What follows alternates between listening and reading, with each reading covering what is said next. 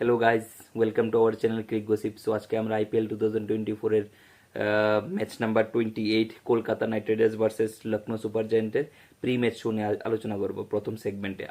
এরপর দ্বিতীয় সেগমেন্টে আমরা Mumbai Indians versus Chennai super কিংসের প্রি ম্যাচ শো নিয়ে আলোচনা করব, যেহেতু কালকে সানডে ব্লকবাস্টার। তো কালকে দুইটা ম্যাচ হতে যেতেছে। তো এটাই আজকে আমরা আগামীকালকের ম্যাচগুলো কীরকমভাবে হইতে পারে এটা নিয়ে ডিসকাস করুম। তো প্রথম ম্যাচটা দুপুরে, যে ম্যাচটা Kolkata knight riders versus Lucknow super giant, কালকে কলকাতার মাঠে খেলা, ইডেন গার্ডেনে খেলা। তো এটা একটা কলকাতার লেগে প্রথমেই একটা অ্যাডভান্টেজ। তার পাশাপাশি এলএসজিরও কিছু কিছু জায়গায় উইক পয়েন্ট আছে। কলকাতার তো মানে মোস্ট সেটেলড, মানে মোস্ট না, অ্যাকচুয়ালি তারা সেটেলড হয়ে রয়েছে। একমাত্র তারা নীতিশ রানারে নিয়ে একটু ব্যাপার হয়ে রয়েছে। আমি মনে করি গৌতম গম্ভীর থাকার কারণেই নীতিশ রানারে তারা খেলাইতে পারতেছে না, কারণ টিমের ফেভারে যা যেটা নিব, তো টিমের লিগে ভালো হইব, ঠিক আছে না। নীতিশ রানা যদি টিমে আয়ে তাহলে তার একটা ব্যালেন্স লইরা যাওয়ার চান্সেস আছে। তো এই কারণে হয়তো বা নীতিশ রানারে তারা মানে টিমে আনতেছে না। বা আর এছাড়া তো হে ইনজুর্ডও আসলো, তো এটাতে কিছু করার নাই। তো কেকেআরের যদি আমি টিম ইলেভেনটা যদি দেখি, তারা অলমোস্ট সেমই থাকবো। যদি কোনো টেকটিক্যাল মুভ করতে পারে তুললে হয়তো অনুকূল রয়ে, যেহেতু কালকে কালকে সরি লাস্ট ম্যাচে খেলছে, ওই জায়গায় যদি কোনো একটা প্লেয়ার তারা টেকটিক্যাল মুভের কারণে পিচের কন্ডিশন বাকি তার অপোজিশন দেখা ওই জায়গায় যদি হে চেঞ্জেস করে, আর তার পাশাপাশি যদি হর্ষিত রানা ফিট থাকে, তাহলে আউট অ্যান্ড আউট তারা বৈভব বরুড়ার জায়গায় তারা নিয়ে আইব। তো ওই জায়গাতে কোনো কলকাতা নাইট রাইডার্সের প্লেইং ইলেভেন বাকি সবই সেম। জাস্ট তারা কিছু যদি টেকটিক্যাল মুভ করে, অপোজিশন দেখা, ইডেন গার্ডেনের অপশন দেখা, যদি যেহেতু কালকের ম্যাচে তারা যদি দেবদূত পাটিক্কলরে খেলায় লখনৌ সুপার জায়েন্ট, তাহলে তার কাছে নিকোলাস পুরান, দেবদূত পাটিক্কল, কুইন্টন ডি কক আর প্রায় 4-5টা তারা, 3-4টার মেবি লেফটি ব্যাটসম্যান। তো ওই জায়গায় হে তারা একটা লেফট আর্ম বোলারে খেলাইব নি, অনুকূল রয়রে খেলাইব নি, এটা একটা দেখার বিষয়, যেহেতু তারা টপ অর্ডারে ব্যাটিং করতেছে। তো অনুকূল রয়ের তো নো ডাউট তারা মিডল ওভারে বল করতে হবে। তো এই জায়গায় অনুকূল রয়ে খেলাইব নি, এটা একটা লেফটি রেটি কম্বিনেশনের কারণে খেলাইব নি, এটা একটা দেখার বিষয়। যদি খেলাই তো খেলাইতেই পারে। আমার মনে হয় না কোনো রকমের মানে প্রবলেম সৃষ্টি করবো। অনুকূল রয়ে খুব ভালো বল করে। তাছাড়া কলকাতা নাইট রাইডার্সের এটাই আমি মনে করি চেঞ্জেস হইতে পারে, এছাড়া আর আমার মনে হয় না। আর লখনৌ সুপার জায়েন্টের তরফ থেকে যদি আমি দেখি, মেইন প্রবলেম হয়ে যেতেছে দেবদূত পাটিক্কলের নিয়ে। লাস্ট 5 থেকে 6টা ম্যাচে হে অনলি জাস্ট 25-30 রান মেবি করছে।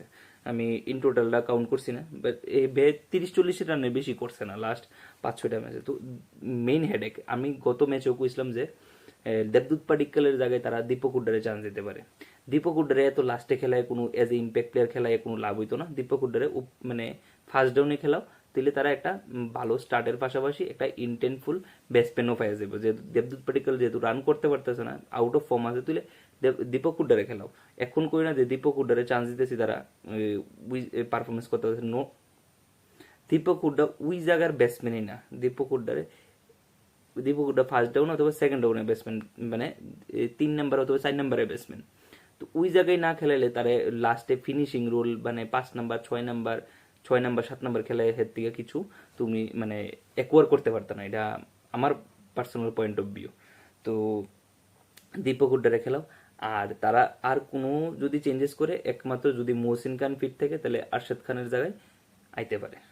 এটা আমার ধারণা, আইতে পারে। আর মনে হয় না তারা কোনো চেঞ্জেস করবো। তো অলমোস্ট সেম। তারা শুধু উইক লিঙ্ক যদি থাকে, কে এল রাহুল নিজেই একজন। কারণ কে এল রাহুল লাস্ট ম্যাচে ঠিক আছে 22 বলে 39 রান করছে, মানে কে এল রাহুল সেই মানে স্ট্রাইক রেটে ব্যাটিং করতেছে না। ইভেন কি স্ট্রাইক রেট তো দূর, তারা হে বেশি রানও করতে পারতেছে না, জাস্ট 30-35 এরকম রান করতেছে।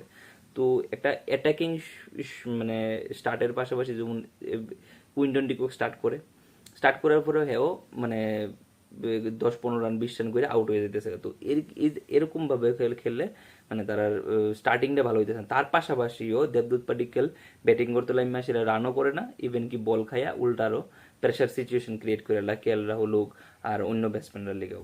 তো আমি মনে করি দেবদূত পাটিক্কলের জায়গায় আমি আর আবার এই কথা রেখে যে দীপক হুডারে খেলায় দেখো কিরকম পারফরমেন্স করে, যেহেতু দেবদূত পাটিকেলে তোমরা অনেকটি চান্স দিলাইছো, এবার দীপক হুডারও দরকার চান্স দেবার। আর কে এল রাহুলের আমি আমি মনে করতেছি আর একটু স্ট্রাইক রেটটা ভালো খেললে ভালো, টিমের ফেভারের লিগে কাজ হইব। তুমি এরকম চিন্তা করো না যে তোমার পরের প্লেয়ারটি খেলতে পারবো না পারবো, তোমার পারফরমেন্সটা তুমি up to the mark settle করে দিয়ে দাও, টিমের ফেভারের লিগে হইব। লাস্টে তোমার কাছে ব্যাটসম্যান আছে আয়ুষ বাদুনি, এরপর নিকোলাস পুরান, মার্কাস টুনিস, ক্রুনাল, ভালো ভালো ব্যাটসম্যান আছে, তো তোমরা পারবা। তো কে এল রাহুল নিজে কনফিডেন্স সহকারে ব্যাটিং করলে পারে। তো এইটাই মানে কলকাতার এলএসজির ভিতরে কলকাতার এলএসজির প্লেয়ারটা কালকের ম্যাচটা নিয়ে ডিসকাশন করলাম। তো এখন মানে অ্যানালাইজ করে আমি যতটুকু দেখলাম যে আগামীকালকে মেবি কলকাতায় একটা চান্সেস আছে জিতার, মানে যেহেতু ইডেন গার্ডেনে খেলা, তো আমি মনে করি কলকাতায় একটা চান্সেস, তার পাশাপাশি টসটাও অনেকটা ম্যাটার করে। এখন আমরা নেক্সট ম্যাচের discussion, Mumbai Indians versus Chennai Super Kings, one of the rivalry IPL এর একটা মোস্ট সাকসেসফুল টিম, দুইটা মোস্ট সাকসেসফুল টিমের একটা ক্ল্যাশ হইতে যেতেছে কালকে, Mumbai Indians versus Chennai Super Kings. তো মুম্বাই ইন্ডিয়ান্সের এখন আমরা যদি দেখি, মুম্বাই ইন্ডিয়ান্সের তরফ থেকে এরকম কোনো চেঞ্জেস আমি মনে করি না থাকবো। যদি তারা চেঞ্জেস করে হয়তোবা শ্রেয়স গোপাল ভালো বল করছে, হেরে ড্রপ না করে দরকার। আমি প্রথমে বুঝলাম যে শ্রেয়স গোপালের জায়গায় কুমার কার্তিকের তারা খেলাইলে পারে এবং ভালো বল করে। এছাড়া আমার মনে হয় না তারা মুম্বাই ইন্ডিয়ান্স কোনো চেঞ্জেস করবো। মুম্বাই ইন্ডিয়ান্সের মেইন হেডেক হার্দিক কি ইনজুর্ড না, ইনজুর্ড যদি না হয় ঠিক আছে তাহলে হে বল করে না গেলে, জাস্ট যে প্লেয়ারটা যে ক্যাপ্টেনটা আইপিএল এর শুরুতে মানে ফার্স্ট ম্যাচেই ফার্স্ট ওভারটাই করতে আইসে, ওই প্লেয়ারটা কিন্তু কন্টিনিউ এরপরের ম্যাচের থেকে ভালোভাবে বল করতে আসে না, ইভেন কি বল করতে আইতেছে না। লাস্ট ম্যাচে 1 ওভার কি না 2 ওভার জানি করছে, তো বল করতে আইতেছে না। তো এটা একটা একটা হিউজ হেডেক। যদি ইনজুর থাকে তুলে মানে রিকভার করা দরকার, কারণ সামনে টি-20 ওয়ার্ল্ড কাপ আইতেছে। আমি আইপিএল খেলুম, এরপর আইপিএল খেললে ইনজুর্ড হয়ে বয়ে থাকুম, তুলে এরকমভাবে হইতো না। তো আমি মনে করি আর কি, তো চান্স লো, নিজে রিকভার করো, অক্ষণ সময় আছে 2-3 মাস প্রায় ভালো সময় হইতেছে, তো এটা দেখা দরকার হার্দিক পান্ডিয়ার নিজে। এবার কইতেছি আমরা চেন্নাই সুপার কিংস রে আমি মনে হয় না তারাও কোনো চেঞ্জেস করবে, একমাত্র টেকটিক্যাল মুভ যদি হইতে পারে, মঈন আলীর জায়গা সেন্টনারে খেলাইতে পারে। আর তারা যেহেতু দীপক চাহার ইনজুর্ড, তো শার্দুল ঠাকুরের তো খেলাইবে। আমার কাছে এরকম ইনফরমেশন নাই যে দীপক চাহার কেন অ্যাভেলেবেল আছে, যদি থাকতো হয়তো বা শার্দুলের জায়গায় হে আবার রিপ্লেস করে নিত। আর মেইন প্রবলেম হয়েছে পাতিরানা নিয়ে। যদি পাতিরানা অ্যাভেলেবেল থাকে আমি মনে করি Pathirana out and out choice আইব টিমে। তো পাতিরানা আওয়ার পরই টিমটা পাতিরানা, মুস্তাফিজুর রহমান, দীপক চাহার, রবীন্দ্র জাডেজা, তো তারা টিমের যে কম্বিনেশনটা প্লাস বোলিং অ্যাটাকটা অনেকটা স্ট্রং হয়ে যাবে। তো কালকে থাকবো সূর্যা কুমার যাদব, কালকে কতটুক সূর্যা ব্যাটিং করতে পারে মানে এটা একটা দেখার বিষয়, কালকে কি করব। তো রিয়েল একটা কাউন্টডাউন কালকের লিগা সূর্যা কুমার যাদবের কাছে।